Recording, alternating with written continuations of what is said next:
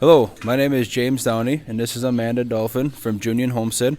Thanks for tuning into this podcast. Today we'd like to talk to you a little bit about grouping strategies and a change we saw in a dairy where we implemented different grouping strategies. Hi, this is Junion Homestead Farm. It's been in our family since 1868. In 2007, we moved out of the tie stall barn into a parlor, and we chose a compost bed pack barn for our cows. And then in 2015, we built the barn that we're standing in now to allow transition cows to be in the barn and not in the tie stall. So back in 2015 until this spring, we've been sorting cows based on stage of lactation. So from fresh group, they would go to a high producing group, then a mid lactation, and then into our tail end group. That's our 4 milk group cows. So that's what we had been doing since this spring. We saw in the snapshot report some opportunity where heifers weren't peaking quite as high as we wanted to. The snapshot is basically a program that can take any herd management software and basically pull out some benchmark data from it. You set a herd goal, and that really generates all the information that you need to achieve to reach that herd goal or that pounds of milk you want to achieve across your herd. In this case here, we were milking probably about that 75, 76 pounds at the time, and our heifers just weren't quite peaking where we want them. They always say that where heifers peak can be your bulk tank average, so we really knew that some opportunity was in those heifers. The second and third lactation cows are peaking quite well, and they were doing very well in the old grouping strategy system, but it was really time to try to get some good advantage in those heifers and build them up a little bit. Amanda explained kind of how she did the grouping. Okay, so what I did was we have our fresh cows, and then we've got 2 groups of milk cows at 84 cows in each group. So I sorted out the first and second lactation cows to make up one group. We didn't quite have enough in that group to fill up the 84 cows, so I also included the colored breeds, which are Guernseys and Swiss on the farm. So they are generally smaller than the Holsteins, so that's what our group 2, which we're standing by, includes now. First lactation, second lactation, and the majority of our Swiss and all of our Guernseys. And then our group 3 is all our older cows, third lactation and higher. So when we decided to make the switch, we just went through Dairy Comp, made a list, and then we just swapped cows around after we had them locked up in the headlocks. And we went from there. We figured we had nothing to lose. If it didn't work, we'd just put them all back. It'd just be another day of moving cows. Things went really well.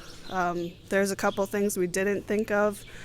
With being a pack barn, we started out with the older cows in this group just because we felt the LED lighting was better and we didn't want to hinder the milk production on these older cows. But this barn, the pack is 10 feet shorter, so there's a little less square footage. So we found that it was a lot harder to keep these old girls clean in this barn. So we ended up a week into it swapping and putting the old cows in the older barn, which had a little bit bigger pen size, and we brought the 2 and 3-year-olds over here.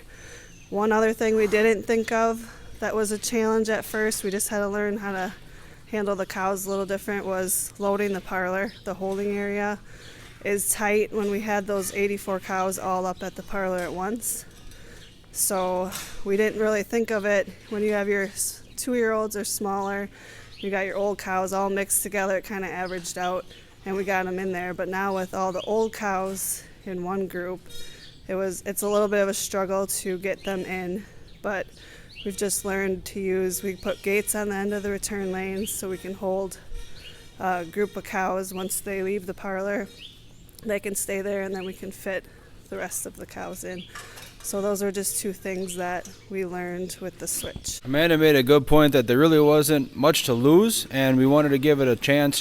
When we ran the snapshot again off the next test, we did this change in April, we ran a test in May, and we did see a little dip on all the lactation peaks. You know, that could be some feed changes or things like that, but we really think it was because we moved cows, changed your environment, changed your grouping strategies.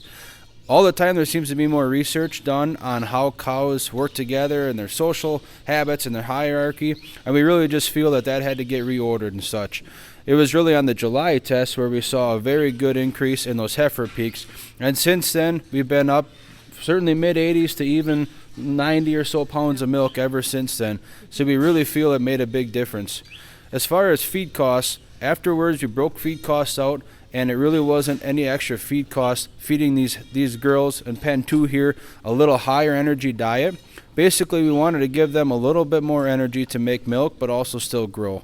So that was the change in the diet, and it really didn't cost us much more because those girls were already getting a higher energy diet when we had the different pens. The only other thing from my standpoint, my point of view, that I learned after we made this change was that when I'm walking pens and watching body condition, I had to get used to the fact that now all the cows are together here in pen 2, whereas before these were all high-producing girls. So sometimes when I walk the pen, I might see an earlier lactation cow standing next to a later lactation cow. Naturally, that early lactation cow might look a little thinner as she's putting some more weight into milk, whereas that late lactation cow might look a little bit heavier. So that was just a calibration that I had to change in my head when I walked this herd.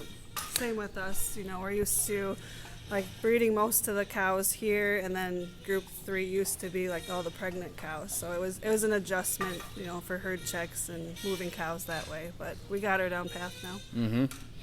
All in all, we really urge you to consider how your farm is currently grouping cows and discuss with your nutritionist and your team members maybe some options to change it around. We definitely saw some better milk, and we're real happy with the change here at Junion Homestead.